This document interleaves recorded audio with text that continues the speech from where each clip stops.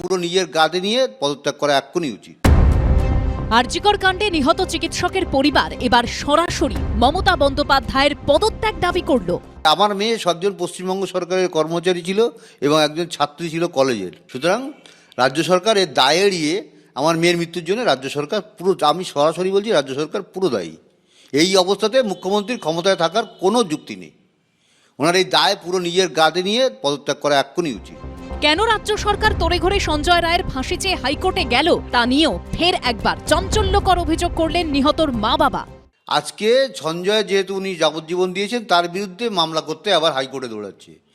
তাহলে কি হচ্ছে, উনি যে দোষী এবং প্রমাণ করে দিয়েছেন লোয়ার কোর্টের যে জজ, সেটা বুঝতে পেরেই উনি মানুষকে বোকা বানানোর জন্য আজকে হাইকোর্টে দৌড়িয়েছেন। শেষ প্রমাণটুকুও যেন লোপাট করা যায়, কোনো প্রমাণই তো উনি রাখেননি, যাতে শেষ প্রমাণটুকুও লোপাট করা যায় তার জন্য মরিয়া হয়ে উঠেছেন উনি। তড়িঘড়ি কেন নিহত চিকিৎসকের শেষকৃত্য করা হয়েছিল, কি লুকোতে?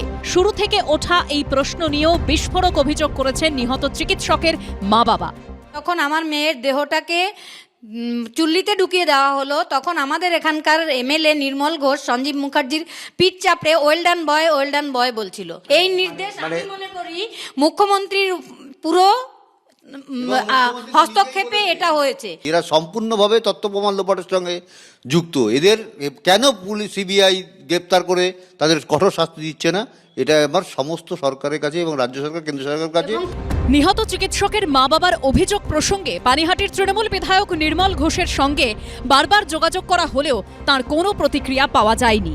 তবে মুখ্যমন্ত্রীর বিরুদ্ধে বিস্ফোরক অভিযোগ প্রসঙ্গে নিহত চিকিৎসকের মা বাবার বিরুদ্ধে কড়া প্রতিক্রিয়া দিয়েছে তৃণমূল।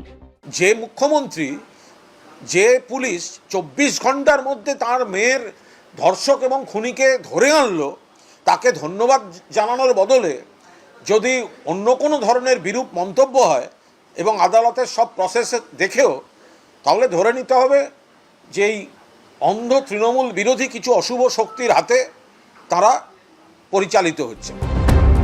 আরজিকর কাণ্ডে নিম্ন আদালত রায় ঘোষণা করেছে। এবার আইনি যুদ্ধ হাইকোর্টে। অজস্র অধরা প্রশ্নের